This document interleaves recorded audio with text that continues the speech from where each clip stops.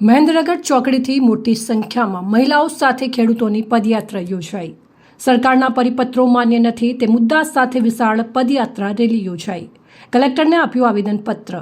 મોરબીના જેતપર ગામે કેટલાક સમયથી ખેડૂતોના ખેતરોમાં દાદાગીરીથી વીજપોલ નાખવામાં આવે છે તેના વિરુદ્ધ મોરબીમાં જેતપર ગામે ખેડૂત આંદોલન ચાલી રહ્યું છે અને આંદોલન પાર્ટ 2 પૂર્ણ થયા બાદ આંદોલન પાર્ટ 3 ની જાહેરાત કરવામાં આવી હતી।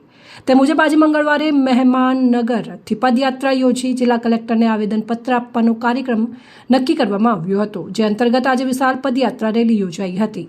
આ બાબતે વાત કરીએ તો મોરબીની મહેન્દ્રનગર ચોકડીથી મોટી સંખ્યામાં મહિલાઓ સાથે ખેડૂતોની પદયાત્રા યોજાઈ હતી, જે પદયાત્રા મહેન્દ્રનગર ચોકડીથી circuit house, Maharana Pratap circle અને સામાકાંઠા વિસ્તારમાં ફરીને જિલ્લા કલેક્ટર કચેરીએ પૂર્ણ કરવામાં આવી હતી। જિલ્લા કલેક્ટરને આવેદનપત્ર પાઠવી સરકારના પરિપત્રો અમને માન્ય નથી તેવી રજૂઆત કરવામાં આવી છે। આ રેલીમાં મોટી સંખ્યામાં મહિલાઓ હાથમાં વિવિધ બેનર્સ સાથે પદયાત્રામાં જોડાયા હતા। આ પદયાત્રામાં મોટી સંખ્યામાં મહિલાઓ જોડાઈ હતી, હાથમાં વિવિધ બેનર જોવા મળ્યા હતા, જેમાં સરકારે બનાવેલા ખેડૂતોના હિત વિરોધી પરિપત્ર અમાન્ય છે, દેશના વિકાસમાં ખેડૂતોનું યોગદાન છે, ખેડૂતોની મજાક બંધ કરો અને કૃષિ પ્રધાન દેશમાં ખાનગીકરણ બંધ કરો સહિતના બેનરો સાથે રેલી યોજાઈ હતી। આ રેલી કલેક્ટર કચેરીએ પહોંચીને સભાના સ્વરૂપમાં ફેરવાઈ ગઈ હતી।